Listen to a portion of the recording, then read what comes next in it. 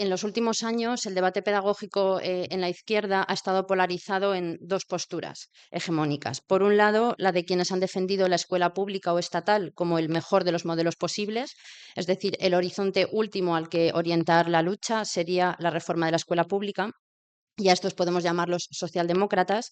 Y por otro lado, la postura de quienes han rechazado la educación pública, en unos casos de forma total y en otros casos entendiéndola como un mal necesario. Y en coherencia con esto, han apostado por la creación de espacios educativos alternativos fuera de las instituciones del Estado. Y entre quienes han defendido esto de forma más radical, quizá los más destacables hayan sido ciertos sectores del anarquismo. Y como decía al principio, hoy voy a centrarme sobre todo en la crítica de la segunda vía, ¿no? De la vía de la deserción, que tiene en la actualidad su máxima expresión en lo que conocemos como escuelas libres, aunque podemos escuchar argumentos muy similares también fuera de ellas, ¿no? Porque en los últimos años las pedagogías alternativas han tenido una difusión tal que son también frecuentes estos argumentos, por ejemplo, dentro de la escuela pública. Y dos apuntes primero sobre esto. Dentro de la educación libre hay una cierta diversidad, es decir, hay dentro de ella, por un lado, escuelas más claramente liberales, que tienen cuotas muy altas y que están perfectamente cómodas con su elitismo, y hay otras escuelas libres que han afirmado tener objetivos de transformación social más o menos radicales, que son las que han tenido cierta proximidad o incluso una vinculación más directa con el movimiento libertario. En algunos casos me voy a referir a ambas, en lo que tengan en común, y en otros casos específicamente a alguna de ellas, que iré diciendo. Y luego, que hoy vaya a exponer una crítica a la vía de la deserción, no quiere decir que yo defienda la otra postura más extendida en este debate, ¿no? Que es la postura socialdemócrata. Y al final, en las conclusiones, voy a hacer algún breve comentario sobre esto para que esto pueda quedar más o menos claro. Y por último, antes de entrar en materia, aunque la crítica que voy a exponer hoy se refiera concretamente a propuestas educativas, en buena medida es también trasladable a otros ámbitos en los que se hayan desarrollado propuestas de deserción, ¿no? Es decir, hoy voy a hablar de educación y al mismo tiempo no voy a hablar solo de educación. Y bueno, la charla tiene dos partes. Una primera parte que es muchísimo más extensa, en la que voy a tratar como dos elementos fundamentales de las propuestas de la deserción. En primer lugar, la defensa de que hay que desertar de la sociedad y volver a la naturaleza. Y en segundo lugar, la defensa de que una vez se ha desertado del sistema, hay que dejar hacer a la espontaneidad. En cada una de las dos cuestiones lo que voy a hacer es primero como un breve desarrollo histórico para poder tratar las distintas formas y contenido concretos que ha ido tomando estos dos elementos, ¿no? Para explicar cómo se han ido conformando hasta la forma que tienen hoy. Y a continuación voy a plantear en cada uno de los dos una crítica política a esos elementos. Y luego, para terminar en la segunda parte, que será más breve, haré un poco una síntesis de conclusiones en clave un poco más propositiva. Y voy con el primero de los elementos. Uno de los presupuestos centrales de una parte importante del pensamiento anarquista es que existiría una naturaleza humana bondadosa o cooperativa que sería previa a las relaciones sociales, ¿no? El ser humano la tendría de antes de las relaciones sociales. La sociedad y sus instituciones serían, en cambio, monolíticamente opresivas, o sea, no habría en ellas ninguna posibilidad para la emancipación y la existencia de estas instituciones sería, de hecho, lo que impide que emerjan formas de relación nuevas esencialmente cooperativas. En palabras más sencillas, como suele decirse, el ser humano nacería bueno y sería la sociedad la que después lo corrompe o desvía, ¿no? Y aquí conviene hacer una aclaración importante, y es que este presupuesto se mantiene también entre muchos que de forma explícita lo rechazan. Es decir, o sea, es importante, evidentemente, lo que decimos, pero al final del día lo realmente importante, lo más importante es lo que hacemos. Y hay muchas anarquistas que rechazan de forma explícita este presupuesto, ¿no? Dicen, no creemos en esta tendencia espontánea a la cooperación, pero luego cumplen punto por punto lo que voy a ir explicando a continuación en lo que respecta a la propuesta política, ¿no? Entonces, lo más relevante no es la identificación subjetiva de cada cual, sino al final lo que uno desarrolla. Y bueno, hecha esta aclaración, si el ser humano es bueno y luego la sociedad lo corrompe, individuo y sociedad se conciben como dos elementos separados y antagónicos que interactúan solo de forma externa, ¿no? Por un lado está el individuo libre en abstracto, por otro lado la sociedad opresiva en abstracto. Y lo que esto quiere decir es que por mucho que la sociedad aplastase y subyugase al individuo, La esencia de este se mantendría intacta, más o menos constreñida, pero siempre latente y sobre todo dispuesta a desplegarse en cualquier momento en que la sociedad se hiciera a un lado. Y es por esto por lo que las propuestas educativas que parten de esta concepción del ser humano suelen llamar alguna forma de deserción. O sea, las más habituales son la desescolarización o la educación libre, pero bueno, la primera es bastante más minoritaria. ¿Por qué? Porque solamente escapar de las instituciones existentes podría permitir que nos descontamináramos de toda influencia social y así que pudiéramos restaurar esa esencia bondadosa y conectar o descubrir con nuestro auténtico ser, sea lo que sea eso. No se trataría, por lo tanto, de luchar en y contra las formas sociales capitalistas, entre ellas la escuela capitalista en sus diversas modalidades, sino de abandonarlas y dedicarnos a construir escuelas ideales al margen de las anteriores.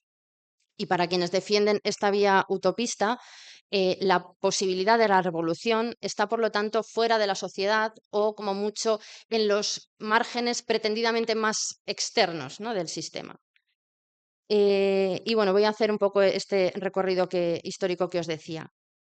Cuando pensamos en esta forma de entender la relación entre individuo y sociedad, que además atraviesa buena parte del pensamiento moderno occidental, seguramente lo primero que nos venga a la cabeza sea Rousseau, ¿no? Rousseau afirmó que existía una naturaleza humana pervertida por la civilización, una esencia que sería auténtica y bondadosa y que constituiría además el punto de partida desde el que criticar el carácter corrompido y corruptor de la sociedad. Sin embargo, o sea, este planteamiento no se agota en absoluto en Rousseau. O sea, la apuesta por desertar de la sociedad bebe de referentes muy distintos, o bueno, distintos, tanto socialistas utópicos como anarquistas o una amalgama de antiautoritarios y autogestionarios, sobre todo, que adquirieron especial relevancia, sobre todo después de mayo del 68.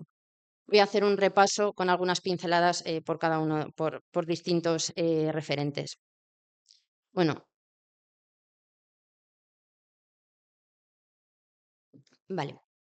Para empezar, en cuanto al movimiento anarquista clásico, hay que decir que especialmente los anarquistas que podemos llamar individualistas, pero no solo, porque también unos cuantos anarquistas socialistas, entendieron la opresión como un conjunto de relaciones de dominación directa que se superponen al individuo de forma externa.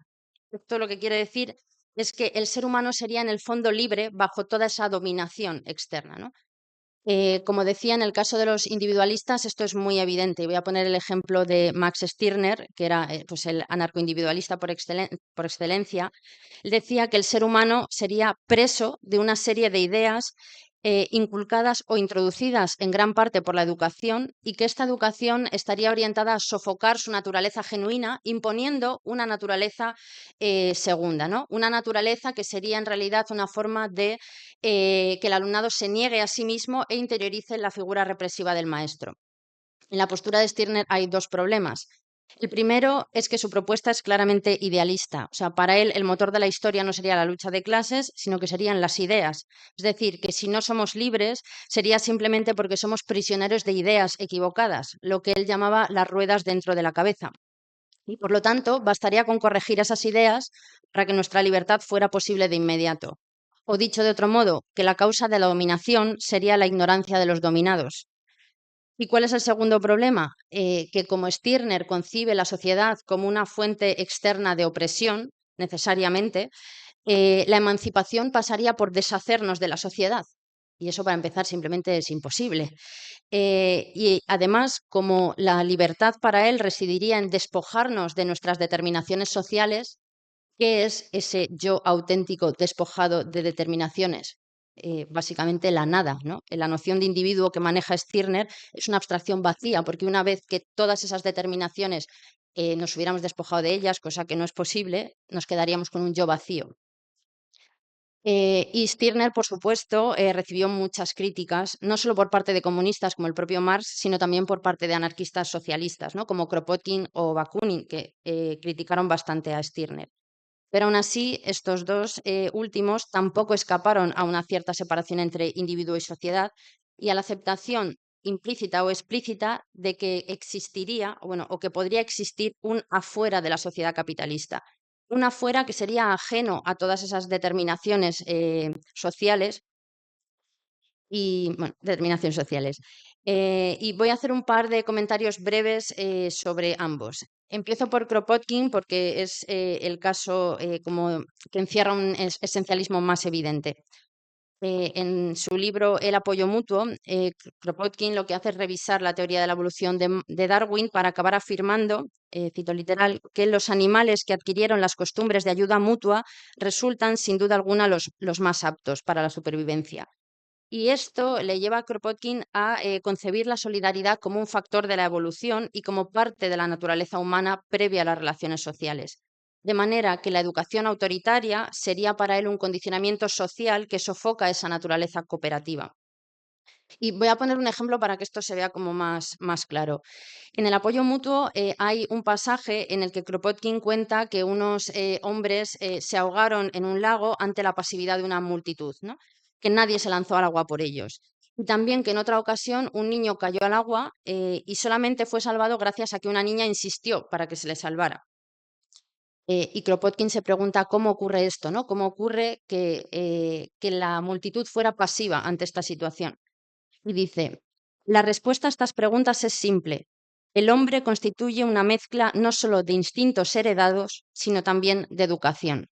Es decir, para él los instintos son siempre nobles, bondadosos, cooperativos, son lo que te hace tirarte al agua a salvar al otro. La educación, en cambio, sería necesariamente, por ser adquirida socialmente, lo que te induce a la pasividad ante el sufrimiento ajeno.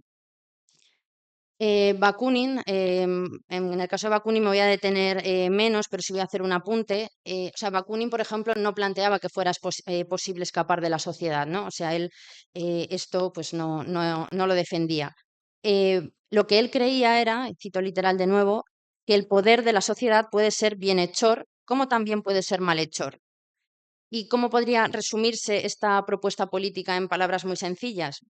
Pues en que dentro del capitalismo, como sociedad malhechora, se debería construir una sociedad bienhechora en la que la libertad de los individuos pudiera realizarse plenamente.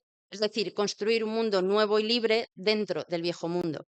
Pero claro, esto viene a ser una suerte de afuera, aunque se enuncie dentro del sistema, ¿no? Y esto último, esto de construir un mundo nuevo dentro del viejo, representa bien la postura de los anarquistas que se dedicaron a la cuestión educativa durante la primera mitad del siglo XX. O sea, este periodo estuvo marcado por una polémica que quizá algunas conozcáis, que es la polémica entre Ricardo Mella y Ferrer Guardia. O sea, por un lado, entre los defensores de la neutralidad pedagógica, de quienes Ricardo Mella era el principal exponente, y por otro lado, los partidarios de una educación abiertamente libertaria, con Ferrer Guardia a la cabeza. Y aunque existía esta polémica, en realidad tanto unos como otros reprodujeron el argumentario esencialista e idealista. Esto, o sea, lo voy a explicar, porque creo que mucha gente les entiende como antagónicos y lo que voy a tratar de presentar es la unidad entre ellos. O sea, esto es evidente, especialmente evidente en el caso de los defensores de la neutralidad pedagógica, o sea, este esencialismo. ¿Por qué? Porque defendieron explícitamente que la educación tenía que servir para preservar el alma o la naturaleza infantil. Hay unas palabras muy conocidas de Puig Elias, que fue un famoso anarcosindicalista y presidente del CENU, del Consell de la Escuela Nova Unificada, entre el 36 y el 37, o sea, durante la Revolución Española, que son muy claras en este sentido. O sea, él decía, si cada uno de nosotros está convencido de la bondad y superioridad de sus ideales, entonces no tenemos necesidad de deformar el alma del niño, moldeándola a nuestro gusto y según nuestro criterio particular. Solamente los hombres que están convencidos de la falsedad de sus ideas necesitan deformar el alma del niño cuando todavía es tierno, porque temen que el desarrollo natural de la misma alma llevará al niño a descubrir todas las falsedades que en ellos se debaten, en que ellos se debaten. Fijaos que aquí parece haber solo dos opciones, o deformar el alma humana o dejar al desarrollo natural seguir su curso espontáneamente, es decir, o el monstruo o el espontaneísta, lo que parece una forma bastante hábil de generar simpatías por la segunda opción, ¿no? Porque ¿quién quiere dedicarse a la deformación de un ser humano naturalmente bueno? Yo personalmente no, ¿no? Supongo que la mayoría no quiere esto. Ferrer y Guardia, en cambio, no habló de la existencia de ningún alma, ¿no? Y de hecho defendió una enseñanza explícitamente anarquista.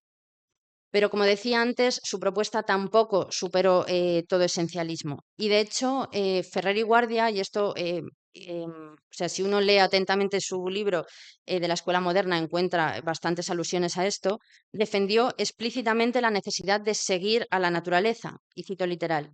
Preciso es dejar a los niños la ocasión de desplegar la naturaleza, y la tarea de los padres y los educadores consiste en no impedir su desarrollo.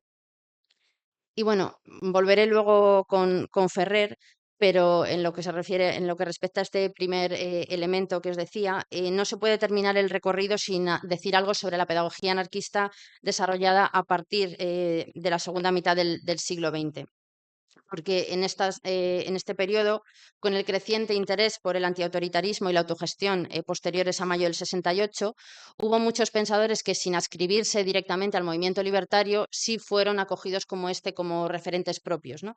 En el caso del ámbito educativo, muchas anarquistas han reivindicado, por ejemplo, las teorías de la desescolarización de Illich o la educación libre de Alexander Sutherland Mill, que fue el fundador de la escuela libre Summerhill y que estaba inspirado a su vez por el psicoanalista Wilhelm Reich. Y tanto Illich como Mill reproducen alguna forma de esencialismo también. Por ejemplo, Illich, en su libro de la sociedad desescolarizada, hace una crítica a la sociedad capitalista que le lleva a rechazar toda forma de escolarización y a proponer algo así como una sociedad precapitalista que estaría basada en la austeridad y en el retorno a la naturaleza. Y su defensa de la educación autodirigida, sin interferencias de otras personas, se basa precisamente en la confianza en la bondad de la naturaleza humana. Hay un pedagogo comunista que se llama Snyders que bueno, ha trabajado bastante este tema y critica así la propuesta de Illich. Se nos dice en la obra de Illich que la originalidad personal está allí, en el interior del individuo. ¿Y esto no es acaso lo mismo que el alma? Pronta a desplegarse, ya que hasta ahora habría estado bloqueada por las instituciones establecidas. Illich lleva a la exaltación máxima la oposición entre individuo y sociedad, poniendo a un lado lo social, el conjunto de las instituciones desde la medicina hasta la construcción de los grandes inmuebles, el experto con sus conocimientos, y al otro el individuo reducido a una especie de artesanado, la participación entusiasta en los pequeños grupos y la convicción de su originalidad. Neil, por su parte, fundó en 1921 la que es hoy la escuela libre más antigua en funcionamiento, o sea, sigue funcionando, es Summerhill, y esto le ha convertido en un referente especialmente reconocido. Además, escribió bastantes obras sobre su modelo educativo. Y al igual que los demás antiautoritarios, Neil defendió la bondad innata del ser humano y en su caso de forma muy explícita. Y además organizó su escuela a partir de este principio, ¿no? En Summerhill se dejaba hacer a la infancia sin imposiciones ni sugestiones de ningún tipo por parte de los adultos. O eso se afirmaba, claro, porque esto es evidentemente falso. Para empezar, Neil les daba terapia a sus alumnos. Dejando esto a un lado, digamos que Neil partía de una separación radical entre el niño y la sociedad. El primero, el niño estaría cargado solamente de instintos y deseos buenos, por lo que cualquier problema sería siempre del otro lado, ¿no? Al otro lado, la sociedad y sus instituciones corruptoras. ¿Y qué es lo que se derivaba de ahí para él? Que había que aislar a la infancia del resto del mundo. De hecho, Summerhill, en coherencia con esto, es un internado. Em, y de hecho es difícil leer a Neil y no tener una cierta sensación de que uno está leyendo sobre cómo introducir a alguien en una secta. Yo os recomiendo mucho leerle por esto. Y además, Neil estaba tan convencido de su postura, de su idealización de la infancia, que llegó a decir, cito literal, que el fascismo empezó y empieza en la guardería con la primera interferencia en la naturaleza del niño. O sea, es decir, em, todo tipo de problemas sociales se explican como una corrupción de esa esencia bondadosa, ¿no? O sea, es muy parecido a hablar de la corrupción de las almas como fuente del mal.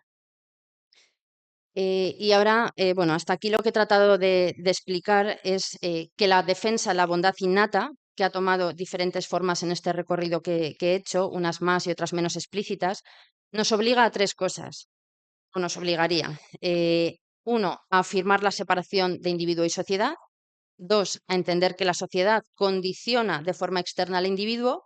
Y tres, en coherencia con esto, a apostar por la deserción a un supuesto afuera de las relaciones sociales capitalistas como única opción revolucionaria. Bueno, pues voy a recapitular para exponer un poco las consecuencias políticas de esta postura. Quien afirma que es posible desertar de la sociedad, que es hoy la sociedad capitalista, asume que existe un espacio ajeno al poder del capital en el que podríamos construir algo así como islas de libertad. La forma de superar el capitalismo sería, por lo tanto, que cada vez hubiera más de estas islas, o sea, que más gente se hubiera animado a desertar del sistema hasta que básicamente pues, el capitalismo se desmoronara porque no queda nadie dentro, ¿no? Mientras tanto, pues solo queda enfadarse porque no hay más gente que quiera desertar como nosotros. Y claro, es verdad que esto suena bastante burdo, entonces este argumento se suele presentar de forma algo más sofisticada. Y lo que se afirma es que la creación de estos espacios liberados, en este caso escuelas libres, permitiría que aquellos que ya han desertado a ese espacio de libertad reúnan fuerzas y puedan organizarse para atacar al sistema desde fuera y de forma más bien espontánea. La cuestión es que importa poco si uno piensa que el capitalismo se desmoronará por sí solo o si necesitará algún pequeño empujón, porque cuando el punto de partida es la deserción, lo que eso implica es que lo que tendríamos que hacer sería básicamente dejar de hacer capitalismo a base de construir espacios que constituirían, o eso es lo que dicen, una fuera de esta sociedad, ¿no? En este espacio, espacios educativos. Claro, el primer error de esta postura es que, para su desgracia, este afuera que presuponen no existe. O sea, la ilusión de que han conseguido desertar porque han construido una escuela libre para refugiarse de la sociedad, al final solo sirve para cegarse ante la realidad de su absoluta dependencia con respecto al capital. Mientras tanto, creen que están luchando contra él, contra el capital, desde un pequeño refugio, como si su libertad hubiera sido conquistada al instante en el mismo momento en que se abandona la educación convencional.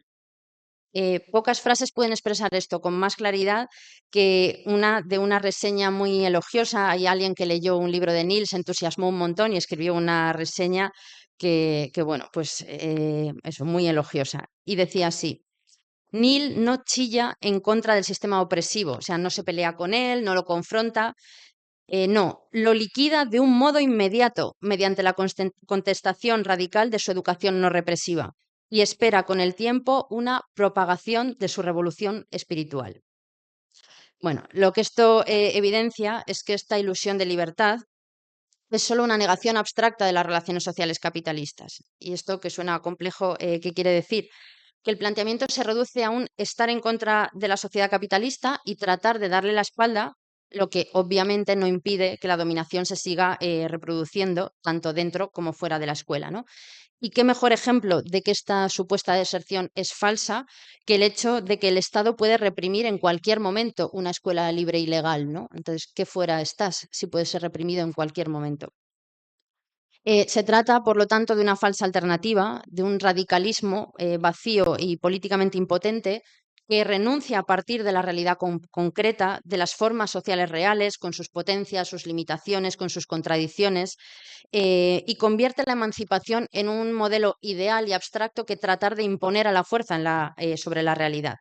Claro, ¿cuál es el problema? Que la realidad se niega a plegarse a los modelos ideales, por lo que tarde o temprano en una escuela libre surgen problemas que revelan que esa comunidad que se creía fuera del sistema no parece estarlo, ¿no? Pensemos, por ejemplo, en una agresión machista. Ante esto, la explicación más plausible será que lo que está fuera, ¿no? Ese resto de la sociedad que está rodeando, se ha colado por alguna grieta y está condicionando el proyecto. ¿Y esto a qué conduce? A la búsqueda de nuevas formas de impedir la injerencia de esos elementos externos. La consecuencia, por lo tanto, es que solo pueden aspirar a crear comunidades muy pequeñas y pretendidamente libres que representarían el ideal de lo que debería ser, pero que están condenadas a encerrarse en sí mismas para sobrevivir. Por lo tanto, esa propagación de la revolución espiritual con la que soñaba ese lector entusiasta de Neil no es más que otra de las fantasías irrealizables que la historia del pensamiento utópico nos ha dejado. Y con esto paso al segundo elemento, que es el de dejar hacer a la espontaneidad, o la defensa del espontaneísmo. Este es otro de los rasgos más representativos de la educación libre y está estrechamente relacionado con lo que acabo de decir sobre la deserción. Y es que si afirmamos que una escuela libre o una escuela libertaria se encuentra ya fuera del sistema y que es así como se conquista nuestra libertad, Tendríamos que asumir, por lo tanto, que en ese fuera del sistema toda nuestra actividad espontánea sería ya práctica libre o emancipada.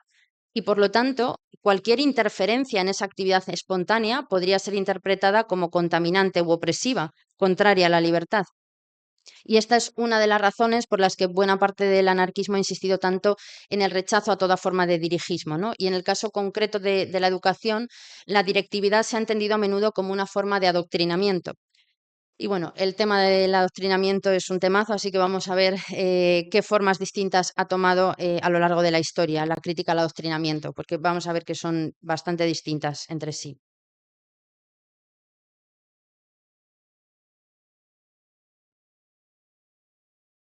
Vale, a finales del siglo XIX y principios del XX, las anarquistas desarrollaron su práctica pedagógica en un contexto profundamente marcado por el positivismo científico.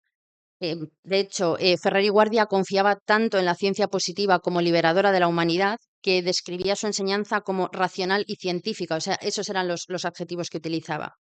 Y de hecho, para él la existencia de clases sociales se debía en última instancia a la ignorancia, a los prejuicios o al error, ¿no? O sea, Ferrer, al igual que Stirner y que otros anarquistas, era un idealista también. Y Ferrer veía en la ciencia positiva la antítesis de todo dogma, es decir, lo que nos iba a liberar del dogmatismo era la ciencia positiva y por lo tanto la enseñanza científica sería ese instrumento capaz de sacar de nuestra cabeza todos esos dogmas que impedirían nuestra libertad y así restaurar esa naturaleza bondadosa. Además, como Ferrer buena parte de los anarquistas en general entendían que la solidaridad y el apoyo mutuo eran leyes inscritas en la naturaleza humana, lo que defendían es que enseñar valores anarquistas no era una práctica dogmática, sino que simplemente era enseñar leyes naturales, verdades objetivas. Claro, no todo el mundo estuvo de acuerdo con esto, o sea, hubo otros, como decía antes, partidarios de la neutralidad pedagógica y acusaron a Ferrer y a los racionalistas, que eran sus seguidores, de que en su intento por combatir el dogmatismo habían instaurado precisamente una nueva forma de dogmatismo. Entonces, voy a tratar de aclarar en qué estaban de acuerdo y en qué no. O sea, unos y otros estaban de acuerdo en que el apoyo mutuo formaba parte de la naturaleza humana, o sea, en eso había un cierto consenso.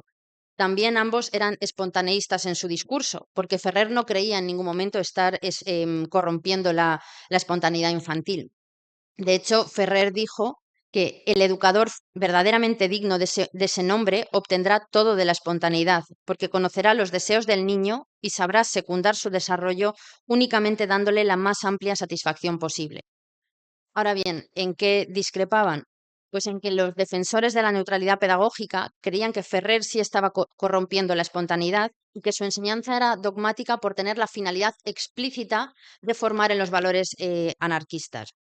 Hay una célebre cita de Puig Elias, el militante de la CNT y presidente del CENU que he mencionado antes, que decía así: nosotros éramos la excepción de la regla, porque si los católicos querían hacer católicos y los socialistas socialistas, los anarquistas no quieren hacer anarquistas. Lo que nos proponemos es hacer hombres. Es decir, para los defensores de la neutralidad no era legítimo formar al alumnado en la ideología anarquista y defendieron que bastaría con limitarse a permitir su desarrollo natural y espontáneo. ¿Quiere decir que a estos, a los de la neutralidad, les daba igual si esos hombres eran anarquistas o no? No, evidentemente no les daba igual. La clave aquí es que la defensa de la neutralidad pedagógica que encontramos en Mella o en Puig Elias se sostiene sobre la premisa de que un niño al que le fueran mostradas todas las opciones en un contexto de libertad elegiría inevitablemente las ideas anarquistas porque las consideraban objetivamente superiores. Es decir, no es que todo intento o no solo todo intento de dirigir sería para ellos dogmático, sino que fundamentalmente sería innecesario. O sea, aunque parecen tener fines distintos, ¿no? Los de la neutralidad y los de Ferrer, unos querrían formar anarquistas y otros formar hombres. Ese formar hombres de la neutralidad llevaba implícito que fueran anarquistas. Lo hacían espontáneamente, ¿no? En un contexto de libertad. Por lo tanto, la discrepancia entre ellos no estaba tanto en los fines, sino en los medios que se consideraban necesarios. ¿Cuál es el problema? Que finales de los 60 el positivismo entra en crisis y estos planteamientos en relación a la enseñanza científica dejan de tener sentido, ¿no? Y de hecho, en las últimas décadas, el movimiento libertario ha acogido con bastante entusiasmo las conclusiones de autores como, por ejemplo, Thomas Kuhn o Feyerabend, que son autores que atacan frontalmente la concepción positivista de la ciencia, o también los planteamientos de Foucault, sobre todo en lo que tiene que ver con denunciar el vínculo entre ciencia y poder. ¿Y esto qué implica en cuanto al tema que nos ocupa? Pues que todo conocimiento pasa a ser concebido como una construcción social que depende del instrumento por medio del que se conozca y del paradigma bajo el que se trabaje. Y claro, una vez que se ha aceptado esto, lo que nos queda es un abierto relativismo, ¿no? Como todo depende, todo puede ser cierto y al mismo tiempo nada lo es. Y bueno, un inciso aquí, y es que la crítica que voy a hacer a este relativismo no es en absoluto una defensa del positivismo, ¿no? No me puedo detener en esto porque si no nos alargaríamos mucho, pero sí que quiero dejar claro que la demolición del positivismo fue necesaria. Bueno, ¿y qué es lo que ha ocurrido? Pues que con el declive del positivismo, el profesorado anarquista, por seguir el hilo de antes, ya no puede apelar a parámetros supuestamente objetivos para orientar su práctica y para legitimar su intervención pedagógica. No solo su propia naturaleza habría sido ya corrompida como persona adulta que es, sino que además su mirada estaría sesgada y el conocimiento que podría transmitir no se entiende ya como verdad objetiva. Por lo tanto, en la actualidad, este principio de dejar hacer a la espontaneidad ya no sería enseñar las leyes naturales, sino que se traduce en que el profesorado se retire o dé pasos atrás o incluso a que renuncie a desempeñar una función docente para, en lugar de eso, hacer un acompañamiento lo más no directivo posible. Y aquí la influencia de gente como Illich o Neil es muy evidente, porque para los dos la intervención del profesorado se opone inevitablemente a la verdadera naturaleza del niño y a su deseo auténtico e independiente. O sea, lo que quiero decir aquí, en resumidas cuentas, es que el profesorado anarquista ha tendido a defender, tanto en el pasado como en el presente, que habría que seguir de alguna manera la espontaneidad infantil, pero lo que significa seguir la espontaneidad infantil ha cambiado en distintos momentos históricos, ¿no?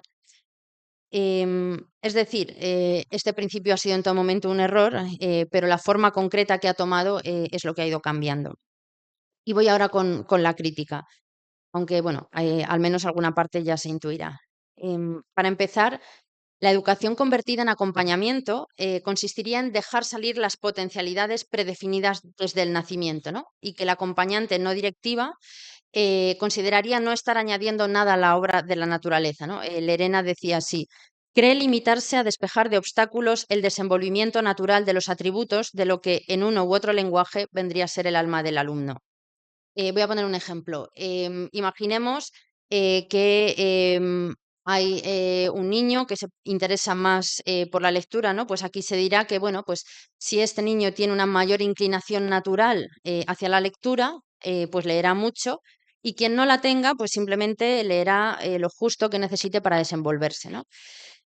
Y además, como se entiende que estas inclinaciones, estos intereses serían naturales, y se presupone que lo natural no debe ser modificado, esta postura, que parecía una postura emancipadora, se acaba revelando como lo que es la aceptación del mundo tal y como lo conocemos. Y es que, como decía Snyders, al que mencionaba antes, de un lado de la escala social brotan las vocaciones de ingeniero, de otra las vocaciones de costurera, y no observar este reparto es un excelente medio de hacerlo pasar como natural y definitivo. O sea, en resumidas cuentas, la teoría de que existen intereses y dones innatos sirve para naturalizar las desigualdades sociales. El éxito de aquellos que ya lo tenían asegurado de partida por su posición, por su clase social, acaba siendo explicado como un reflejo de sus cualidades personales individuales, y el fracaso de los demás, de la mayoría, se explica como una falta de dotes o talentos naturales, y se les responsabiliza individualmente de su fracaso y se les culpabiliza. Fijaos en estas palabras de Neil, el de Summerhill. O sea, dice: si se le deja entregado a sí mismo sin sugestiones de ninguna clase por parte de los adultos, el niño se desarrollará hasta donde es capaz de desarrollarse. Lógicamente, Summerhill es un lugar en el que las personas que tengan capacidad innata y quieran ser sabios serán sabios, mientras quienes solo sirvan para barrer calles barrerán calles. Bueno, esto es una naturalización brutal de la sociedad de clases. Es una visión del mundo en la que habría dos naturalezas diferentes que son el fundamento de dos clases diferentes con situaciones y modos de vida diferentes. La sociedad de clases se entiende como un mero reflejo de la naturaleza. Por lo tanto, la condición de proletario o de burgués pasa de ser un producto de la sociedad de clases a ser una condición natural que sería el fundamento de esa sociedad. O sea, la realidad queda totalmente invertida. Eso sí, esto no quiere decir que los anarquistas del siglo pasado, incluidos los más abiertamente espontaneístas, no se preocuparan por esa diferencia de aptitudes que observaban entre unos niños y otros. Al contrario, o sea, es algo que evidentemente les preocupaba. La cuestión es que en sus propuestas para resolver esta desigualdad que observaban, a menudo seguían presuponiendo el carácter innato o más bien asocial de estas aptitudes naturales del ser humano. Y había dos propuestas en las que trataban de resolver esta desigualdad. Unos lo que proponían era aceptar las diferencias naturales y cambiar solo nuestra percepción sobre ellas, ¿no? Decir, bueno, pues unos tienen más aptitudes, otros tienen menos, y bueno, todas tienen el mismo valor. Eh, Como si el valor que le damos a las aptitudes no estuviera determinado por el valor que tienen en esta sociedad, ¿no? O sea, hay un ejercicio interesante y es alguien que te diga esto, decirle, vale, pues tú sabes leer y sabes tirar piedras, ¿no? Si tienes que renunciar a una de las dos, ¿a cuál renuncias? Si tienen el mismo valor, ¿no? En fin. ¿Y cuál es la otra propuesta? La otra propuesta sería aceptar que las diferencias de aptitudes son naturales, pero que podrían ser compensadas por medio de una nueva educación. Para que se entienda bien el problema de esto último, voy a leer un fragmento del militante anarquista Sebastián Faure, que fundó una escuela anarquista bastante reconocida. Decía, aquí tenemos dos niños. Uno ha recibido de la naturaleza los dones más preciados: inteligencia despierta, memoria pronta y fiel, imaginación ardiente y mesurada, juicio sano. Trabaja poco y tiene éxito. El otro no ha sido lejos de ello tan favorecido por la naturaleza. Su comprensión es lenta, su memoria ingrata, su imaginación perezosa, su juicio mal equilibrado. Trabaja mucho y no tiene gran éxito. ¿Qué va a hacer el educador? ¿A quién va a otorgar para ser equitativo el primer puesto? ¿A la naturaleza o al trabajo? Bueno, fijaos todo lo que está atribuyendo ahí a la naturaleza del niño que tiene éxito. Le atribuye a su naturaleza la inteligencia despierta, la memoria fiel, la imaginación ardiente y el juicio sano. Todo eso es de la naturaleza de ese niño. Es decir, en lugar de entender que esas desigualdades son el resultado de una sociedad de clases, la desigualdad se atribuye a la naturaleza. Una naturaleza que luego, evidentemente, podríamos intentar compensar un poco, ¿no? Es decir, lo que esto significa es que no habría diferencias de clase, solo almas o naturalezas individuales diferentes. Y Snyders dijo con ironía, bueno, Snyders, que era francés, la lucha de clases se detiene en el umbral de la escuela autodirigida. El problema de esto es, bueno, esto lo decía con ironía, evidentemente. El problema de esto está claro, y vuelvo a citar a Snyders, no hay nada más discriminatorio que las inclinaciones naturales, porque nada tienen de naturales, sino que reflejan la posición del individuo en la sociedad y al mismo tiempo tienden a mantenerlo en esta posición. En una línea muy similar, Gramsci dijo que el espontaneísmo era el peor de los determinismos. Bueno, en segundo lugar, la segunda crítica, las siguientes van a ser más breves. Una vez se deja fuera la lucha de clases, lo que ocupa su lugar son las luchas entre generaciones, entre el adulto y el niño, que serían ahora la explicación a todos los problemas. Por lo tanto, se entiende que el alumnado sería esencialmente igual entre sí y estaría unido todo ello por los mismos intereses, unos intereses que serían al mismo tiempo antagónicos a los de los adultos, ¿no? También todos ellos unidos en torno a los mismos intereses. Por lo tanto, si esos estarían, voy a repetir que no sé si lo he dicho bien, intereses de los niños iguales y unidos en torno a ellos, y por otro lado, antagónicos los intereses de los adultos, también todos los adultos unidos en torno a ellos. ¿Qué es lo que esto significa? Que si los adultos se retiraran, el alumnado se habría emancipado, porque el antagonismo es con los adultos. Em, Ahora bien, esto es evidentemente falso. Sigue habiendo entre unos alumnos y otros diferencias de clase, de género, de raza. O sea, simplemente la dominación sigue reproduciéndose en el espacio bajo la apariencia de una libertad e igualdad ya conquistadas. En tercer lugar, la postura espontaneísta se caracteriza por el culto al yo y por el rechazo a la razón. Y desde esta perspectiva, lo que deberían hacer los educadores es abstenerse de intentar transmitir cualquier verdad para preservar la obra que podría realizar por sí misma la naturaleza. De ahí que para los espontaneístas el aprendizaje ideal sea lo que se conoce como aprendizaje vivencial. ¿Qué es este aprendizaje? El que parte del deseo espontáneo de aprender de cada individuo y que está vinculado a su experiencia en primera persona. Lo que esto quiere decir es que solo importa la propia vivencia de cada uno, o sea, ya no importaría el significado histórico de las luchas sociales, por ejemplo. Importa la propia vivencia, puesto que cada uno tiene su propia verdad particular, lo que en última instancia quiere decir que no existe nada cierto, que no hay nada que enseñar y que lo importante es que cada uno elija su propio camino. El punto al que llegue cada uno siempre estará bien. Y esto significa que no es necesario justificar o establecer si una posición en un debate está más justificada o mejor fundada que otras, porque todas las opiniones se consideran equivalentes en tanto que representativas de una experiencia particular. Y así es como el alumnado está siendo suavemente empujado a encerrarse en el círculo de ideas que ya le eran conocidas de antemano y está siendo empujado al relativismo, al conformismo y a la aceptación del mundo tal y como lo conocemos. En cuarto y último lugar, para conservar la ilusión de libertad hay que hacer una cosa importante y es mantener fuera de la isla todo lo que podría alterar la aparente armonía y desvelar el sinsentido. Es decir, para existir y sobrevivir en su ilusión, las escuelas libres necesitan un cierto grado de aislamiento con respecto al resto del mundo. Y este aislamiento ocurre de dos formas. En primer lugar, están todos esos intentos de ocultarle al alumnado lo que ocurre más allá de las paredes de la escuela para no corromperle, limitándonos a poner entre paréntesis todo lo que debería ser abolido.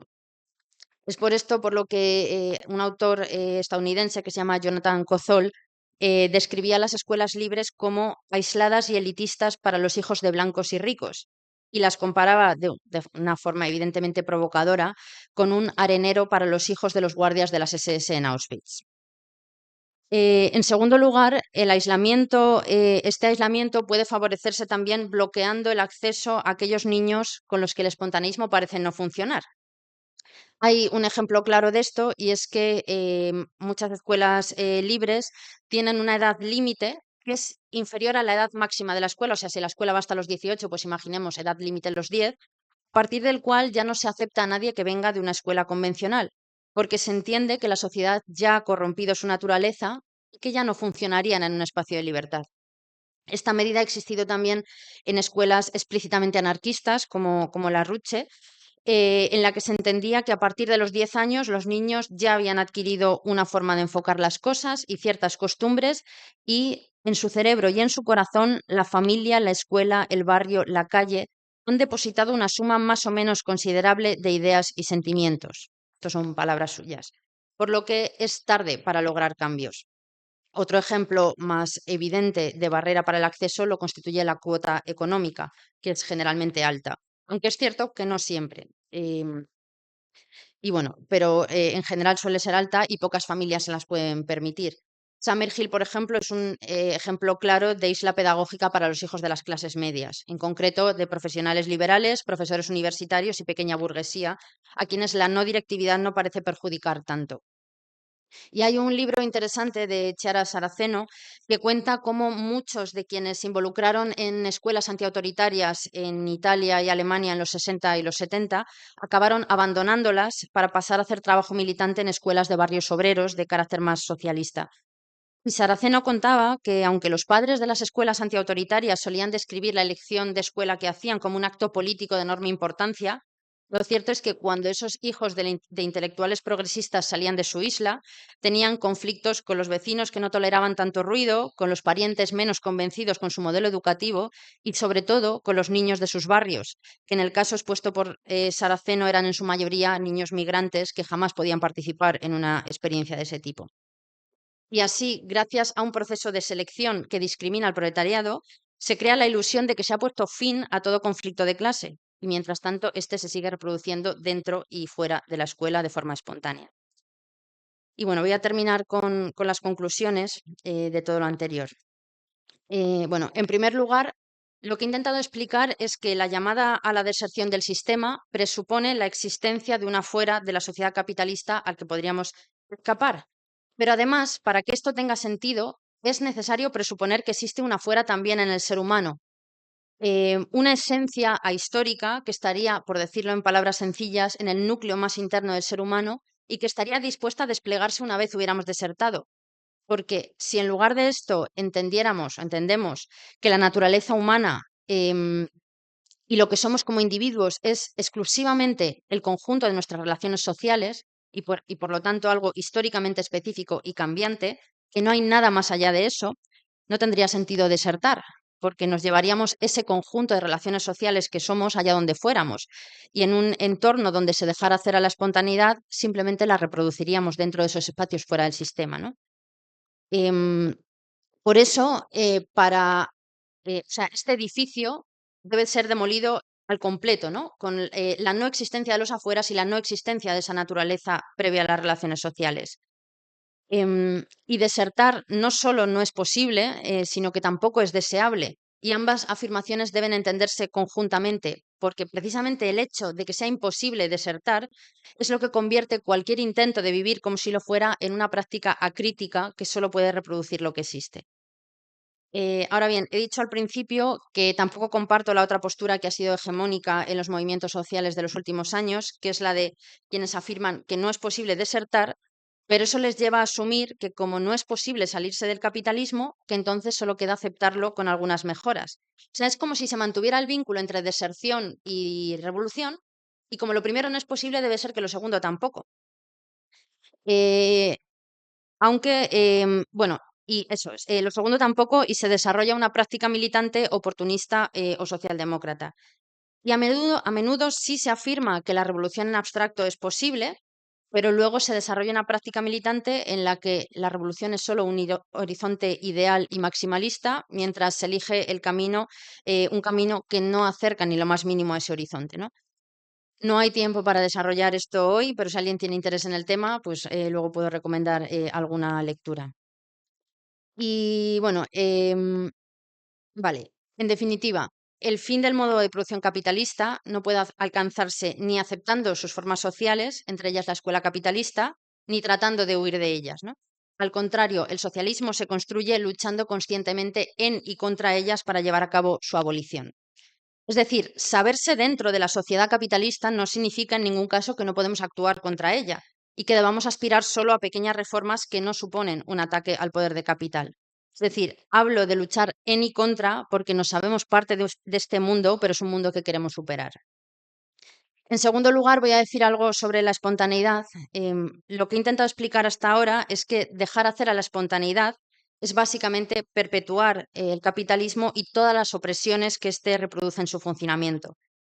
En otras palabras, aunque la ideología burguesa asocie espontaneidad y libertad, dejar hacer a la espontaneidad es en realidad abandonar el proyecto de la emancipación, porque la revolución requiere de una dirección y un esfuerzo conscientes. Ahora bien, muchos de quienes defienden esto, ¿no? O sea, de esta necesidad de dirección consciente, lo hacen en nombre de alguna forma de autoridad dogmática del profesorado, y eso es otro error. La espontaneidad del alumnado proletario debe ser conscientemente superada, y eso no quiere decir ni anulada, ni despreciada, ni reprimida, ya sea por medio del autoritarismo explícito, del dogmatismo o de alguna otra forma de manipulación.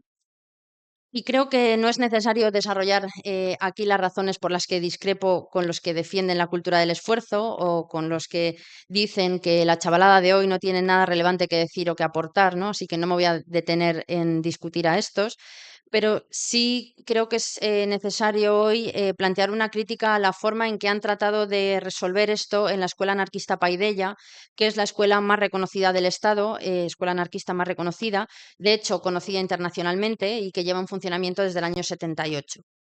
Bueno, Josefa Martín Luengo, Pepita, la que fuera una de sus fundadoras y coordinadora pedagógica hasta su fallecimiento, escribió lo siguiente. Estamos con Kropotkin en la afirmación de que el ser humano es esencialmente sociable y comunitario. Hay en su propia naturaleza necesidades morales preponderantes sobre todas las demás necesidades que lo incitan a la cooperación y no a la lucha.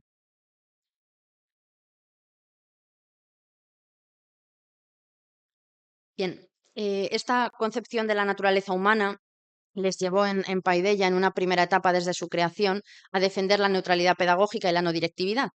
¿Qué pasó?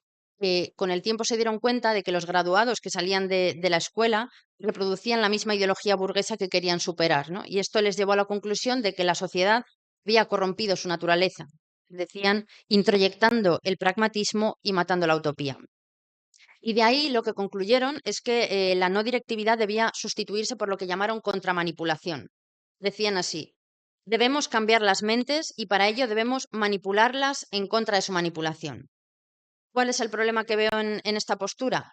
Que en lugar de abandonar esa concepción esencialista de la naturaleza humana, lo que hacen es aceptarla implícitamente para después describirla como tan corrompida o estropeada por la sociedad capitalista que sería justificable una forma de manipulación de sentido contrario. ¿Cómo sería, en cambio, una concepción no esencialista o materialista de esta cuestión? Voy a ir paso por paso.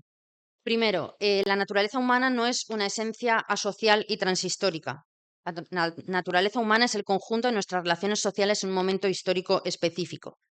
Lo que esto significa es, uno, que nuestra naturaleza no es fija o inmutable, y dos, que la vía para transformar conscientemente esa naturaleza es el control racional y colectivo de nuestras relaciones sociales.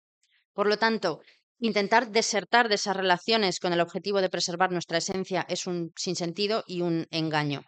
Lo que comúnmente llaman respeto a la naturaleza del niño acaba siendo la aceptación de sus determinaciones, la aceptación de su posición en esta sociedad.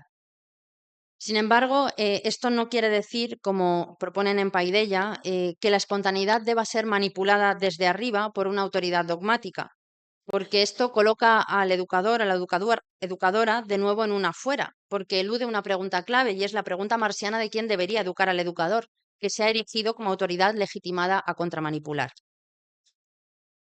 ¿Cómo debemos lidiar con la cuestión de la autoridad entonces? Pues para empezar, la autoridad existe siempre, queramos o no y de forma consciente o no. Por lo tanto, no tiene sentido simplemente rechazarla por principio. La autoridad lo que debe ser es justificada racionalmente y potencialmente discutida. Y esta justificación de la autoridad no puede basarse en criterios independientes o ajenos a la práctica, como tener más edad, un título o una determinada ideología, en este caso ser anarquistas, como si no hubiera adultos titulados que se creen muy revolucionarios a los que habría que escuchar bien poco, ¿no? Y esto no quiere decir que en la experiencia que da la edad, en la formación, en la militancia política no podamos encontrar fuentes de conocimiento, por supuesto que sí, pero no son criterios de verdad o de autoridad inmediatos. Y hablando de conocimiento, voy con el tercer punto de las conclusiones, y es que el conocimiento y la verdad importan, y por lo tanto debemos criticar el relativismo propio de estas propuestas.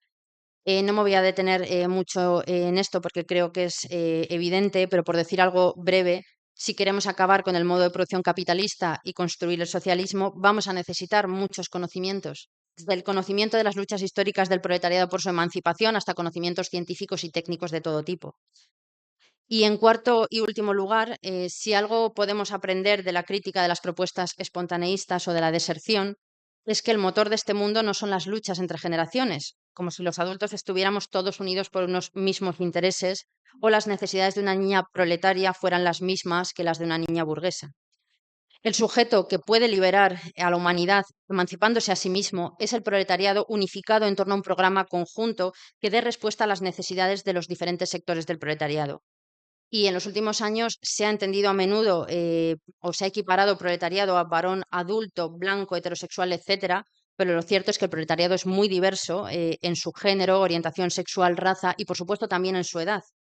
Por eso es importante que los proyectos educativos que tengan una voluntad revolucionaria se pregunten a los intereses de qué clase estamos contribuyendo. Y lo que está claro es que las propuestas espontaneístas, se quiera o no, son proyectos al servicio de las clases medias y la burguesía. Muchas gracias.